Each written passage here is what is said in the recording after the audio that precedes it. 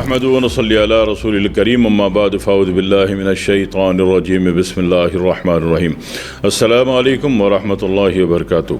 ہڈیوں کے بھرے پن کی شکایت کی لوگوں نے، یعنی کہ ہڈیاں کمزور ہیں، بھربھراہٹ کا شکار ہیں، اور جہاں بھی گرتے ہیں وہاں سے تھوڑا سا ایریا ٹوٹ جاتا ہے، ڈیمیج ہو جاتا ہے، بار بار آرتھوپیڈک سرجن کے پاس جا کے اس جگہ کو بٹھایا جاتا ہے اور علاج کیا جاتا ہے، اور آرتھوپیڈک سرجن نے بتا دی، یہ بات کلیئر کر دی ہے کہ بھائی صاحب آپ کی ہڈیاں بھربھراہٹ کا شکار ہیں۔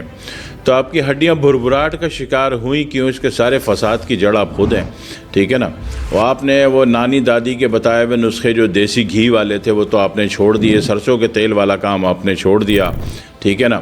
پھل کھانے آپ نے چھوڑ دیے، آپ نے بیکری آئٹم شروع کر دیے، اور آپ نے جناب علی مصنوعی گھی استعمال کرنا شروع کر دیا۔ اصلی دیسی گھی کو آپ کو بتایا گیا کہ وہ غلط ہے، یعنی جتنی چیزوں سے آپ صحیح ہو سکتے تھے وہ بتایا گیا کہ غلط ہے۔ جتنی چیزوں سے جناب علی 2 نمبری کا دھندا چلنا ہے دنیا میں وہ بتایا جاتا ہے کہ وہ وٹامن اے اور ڈی اور بی اور سی سے بھرپور ہے، اور آپ اسی میں مائنڈ سیٹ بن جاتا ہے، آپ اسی پہ فالو آپ کرنے لگتے ہیں۔ آپ کو لگتا ہے کہ آپ کے نانی دادی بیوقوف تھیں اور آپ بڑے عقل مند ہیں، آپ عقل سے پیدل ہو گئے ہیں، ٹھیک ہے۔ جو بڑے بزرگ جتنے تھے نا وہ سارے صحیح تھے، ہم غلط ہیں، آپ میں بھی شامل ہوں، ٹھیک ہے۔ جو آپ میں اور میں جو بھی اپنے بڑے بزرگوں کی باتیں نہیں مانتا وہ غلط ہے، مجھ سمیت، ٹھیک ہے۔ جو مانتا ہے وہ اچھا بچہ ہے میری طرح، ٹھیک ہے جی۔ تو اس میں یہ ہے کہ جب آپ نے یہ چیزیں چھوڑ دی، پھر آپ نے جناب علی کیلشیم کاربونیٹ اور جناب علی یہ کاربن ویلیو کی بنی ہوئی اور سوڈا، لائم سوڈا اور دیگر سوڈے کی بنی ہوئی آپ نے چیزیں، کولڈ ڈرنک، مشروبات پینے شروع کر دیے، تو ہڈیوں کا قدرتی لچکپن ختم ہو گیا۔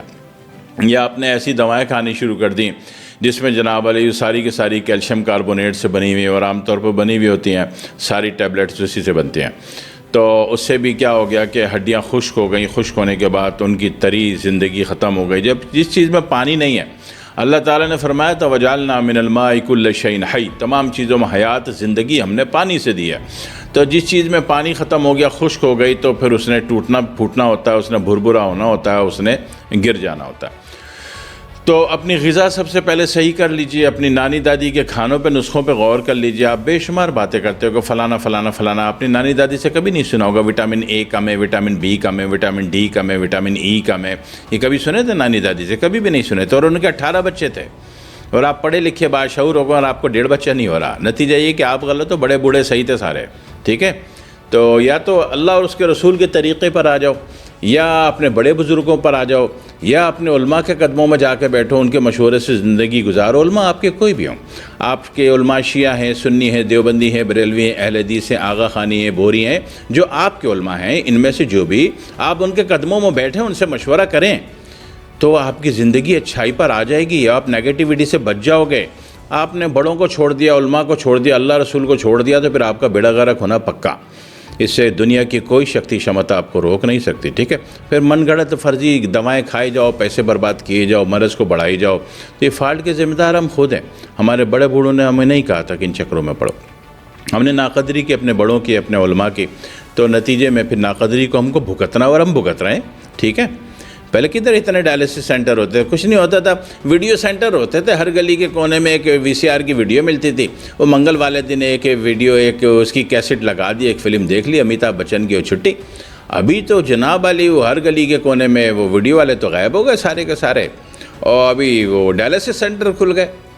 وہی صحیح تھا بھائی، 15 روپے کرایہ میں ایک فلم ہی دیکھ لی امیتابھ بچن کی، وہ زیادہ صحیح تھا، ٹھیک ہے۔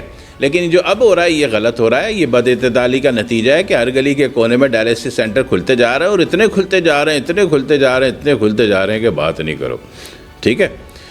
تو یہ وجہ بد اعتدالی ہے، جس کی وجہ سے پھر جہاں اتنے نقصانات ہو رہے ہیں وہاں ہڈیاں بھی بھربھری ہو رہی ہیں۔ اگر آپ کھانے میں دیسی گھی کا استعمال بڑھا دیتے اور مصنوعی گھی کے بجائے دیسی گھی استعمال کرتے، تو دیسی گھی بھی نصیب نہیں، چلو آدمی غریب ہے، پیسے نہیں ہے، تو اللہ تعالیٰ نے قدرتی بھی سالن پکانے کا بندوبست کیا ہوا ہے کہ وہ اس گوشت کے ساتھ چربی بھی ہوتی ہے، ٹھیک ہے۔ تو اگر چربی میں جس طرح پٹھان اور افغانیوں کو دیکھو آپ کہ دمبے کی چکی اسپیشل، چکی کی چربی اسپیشل خریدتے ہیں اور اس میں کھانا پکاتے ہیں، بالکل صحیح کرتے ہیں، وہ نیچرل پر ہیں۔ اور جو نیچرل پر نہیں ہے وہ سمجھتے ہیں ہم بڑے ایڈوانس ہیں، تو ایڈوانس ہیں تو جن کو آپ سمجھتے ہو ایڈوانس ہیں، ان کے گھر میں نا 1.5 کلو کا ایک پتیلے جیسا پلاسٹک کا ٹکڑا ہوتا ہے، وہ ہر کھانے کے بعد اتنی گولیاں بھی پھانک رہے ہوتے ہیں، صحیح ہے۔ تو اپنی زندگی کو مصنوعیت سے نکال لیجئے تو آپ اچھے ہو جائیں گے. یا دیسی گھی استعمال کریے یا سرسوں کا تیل استعمال کریں یا چکی چربی میں کھانا پکائیں, ٹھیک ہے, تو اس میں آپ فائدے میں آ جائیں گے. رہا مسئلہ اگر مجھ سے رابطہ کریں گے تو میں لے دے کے دوا ہی دوں گا نا, میں دوا بناتا ہوں, پہلے اچھا مشورہ دے دوں گا آپ کو, پھر مجبور ہو کے دوا دے دوں گا. تو اگر ہم ہڈیوں کے برے پن کو ختم کرنے کی دوا دیتے ہیں تو اس میں حالات کے اعتبار سے جیسے حالات ہوں گے پھر ویسے فیصلے کریں گے. کبھی RC5 دے دی جاتی ہے اور بہت زیادہ سیویئر ہے تو اس میں جناب والی میکاروٹ دے دیتے ہیں, ٹھیک ہے, اور کبھی جگر کو یعنی کہ جگر کے فنکشن کو تیز کرتے ہیں تاکہ وہ سارے کیمیکل بوسٹ کرے اور آپ کا معاملات جلدی حل ہو جائے, اس میں ایکسس کی 2 بوتل دے دی جاتی ہے. کبھی جوڑ جوائنٹ کے بھربھرے پن کے ساتھ ساتھ درد بھی بہت ہے تو درد کی وجہ ہوتی ہے, کہیں نہ کہیں سڑے ہوئے بلغم کا زہر ٹاکسن تیزاب پیدا کر رہا ہوتا ہے جس سے درد ہوتا ہے, تو اس کو خارج کرنے کے لیے پھر ویڈی دے دیتے ہیں تاکہ جلدی خارج ہو, جلدی آپ حالت امن میں آ جائیں, ٹھیک ہے. تو یہ دوائیں اپنی جگہ, لیکن اگر آپ نیچرل زندگی نیچرل لائف پر آ جائیں تو بھی آپ ٹھیک ہو جاتے ہیں, ٹھیک ہے جی. والسلام علیکم ورحمۃ اللہ وبرکاتہ.